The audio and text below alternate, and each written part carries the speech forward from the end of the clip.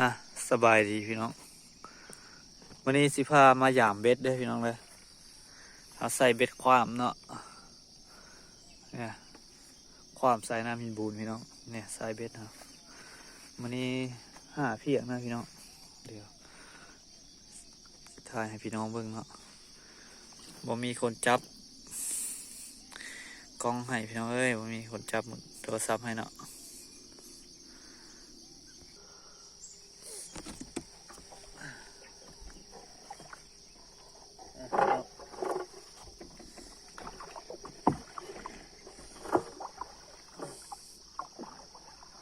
ถ่ายไก่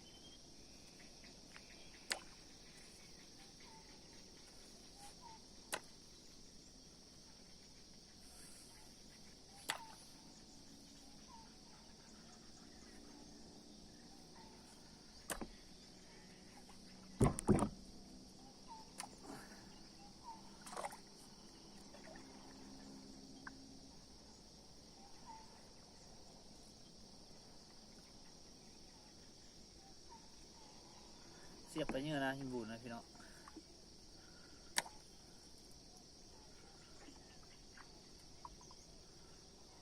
แล้วตัวนึงแล้วพี่น้องโอ้โอ้โอ้แล้วพี่น้องแล้ว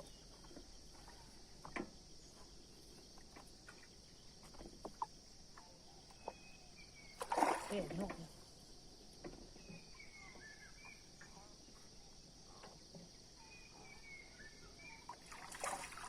โอเคพี่น้องมีตัวแล้วพี่น้อง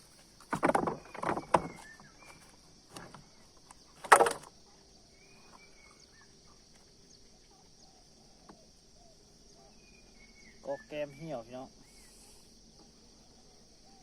โอ้ยเขียวมัน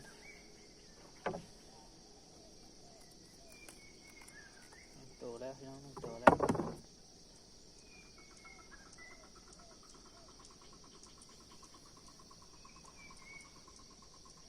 อ๋อ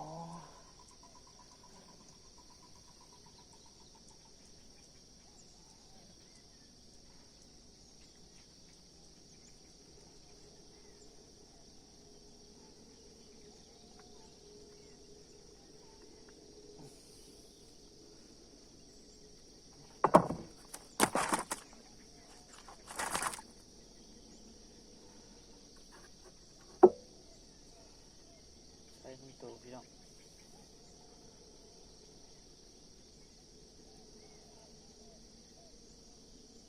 แต่ห้ามบริเสียบปลาเนื้อเลยพี่น้องเสียบขี้กระเดือนรอบนี่ซึ่งถ้าใส่ตุ้มกับปลาเนื้อพึ่งเนาะ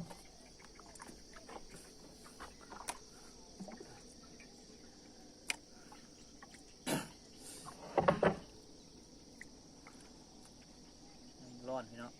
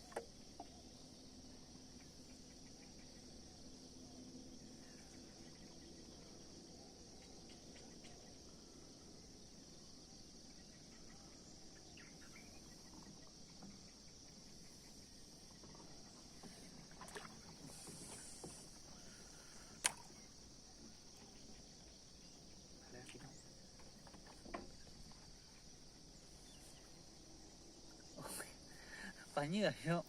โอ้ยปลาเหยื่อป่าเอ้ยวันนี้บุทึพี่น้อง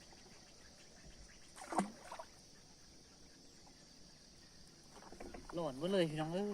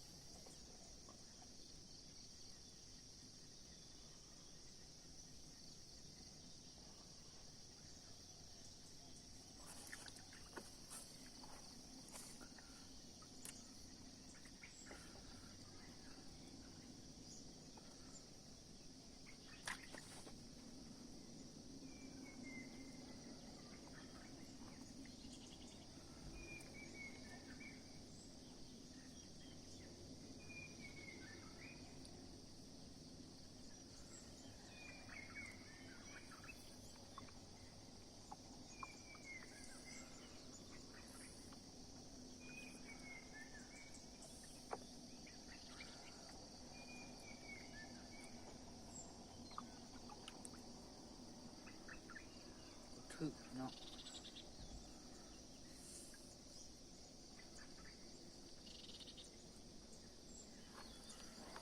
ลูกเบิ้ล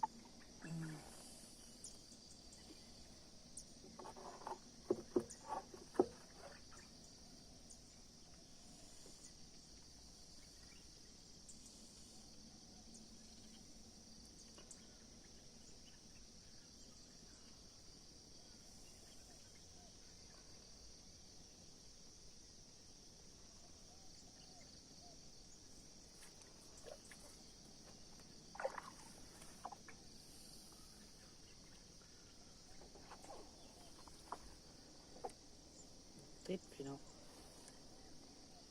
หล่นเบิ้ลพี่น้องเอ้ยเด็กตัวเดียวกันนี่โอ้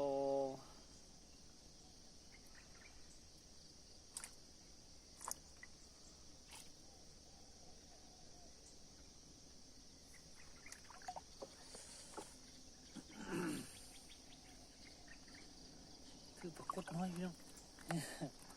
ปรากฏน้อย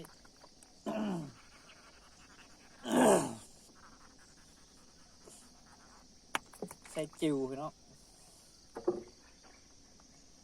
ตึกตัวน้อย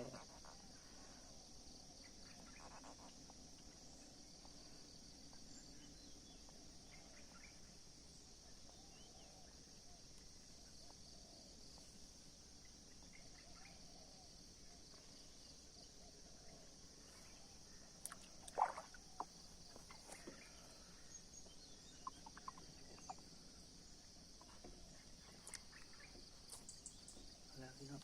อีกตัวนึง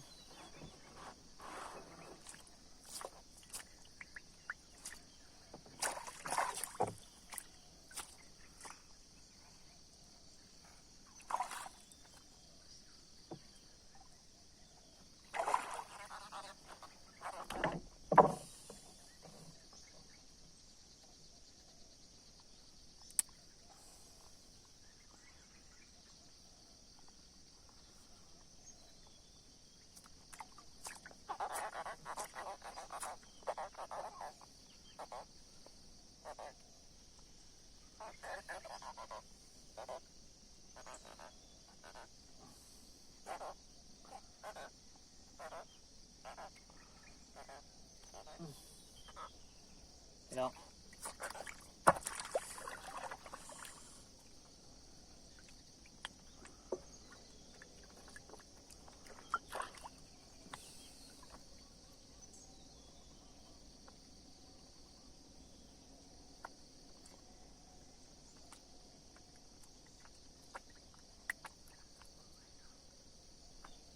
ใส่ขี้กระเดือนไว้แบบนี้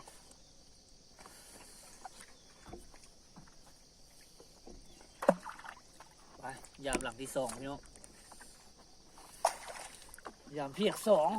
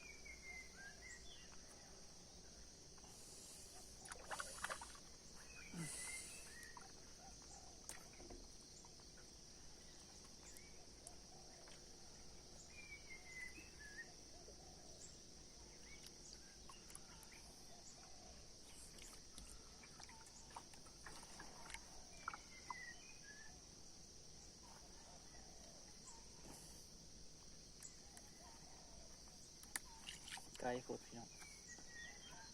ไกลกันโคตร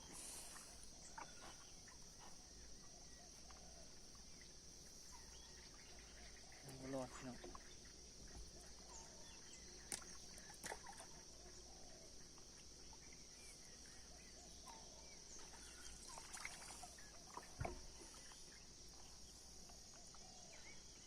เพื่อนมีก้อนหินหน้าจะทะลุ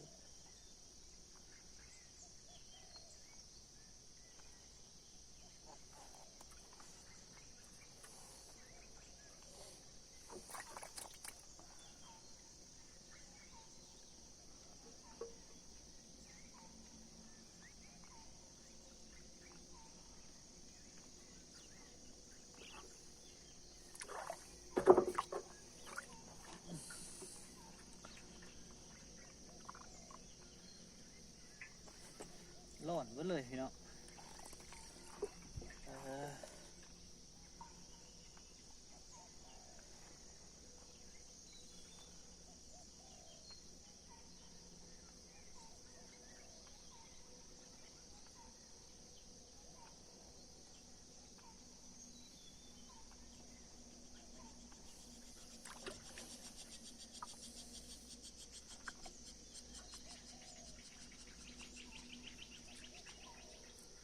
ยังบ่เห็นหน้าเลยพี่น้อง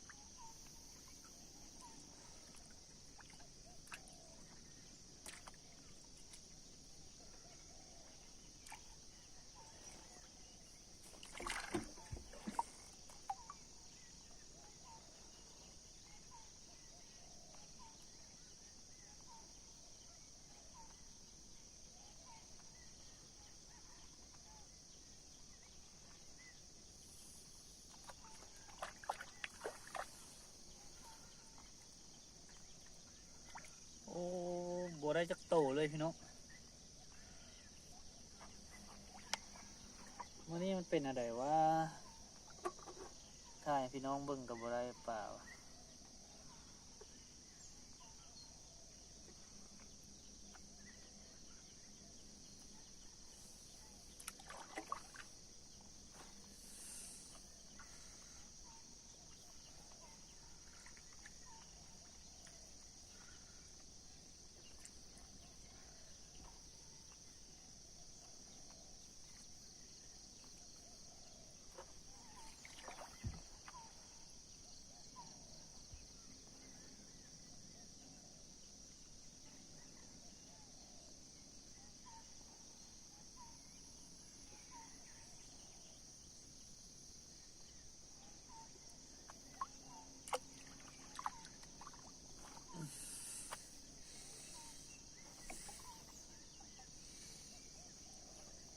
เอาแล้วพี่น้องเอาแล้ว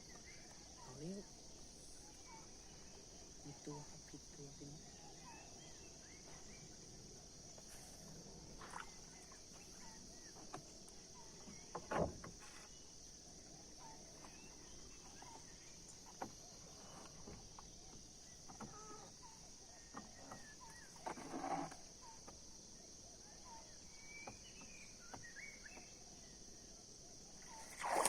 เอาแล้วพี่น้องโอเคพี่น้อง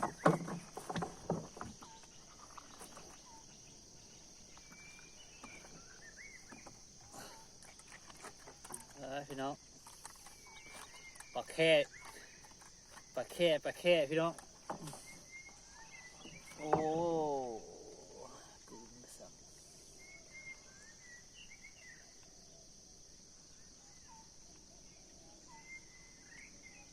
อุ้ย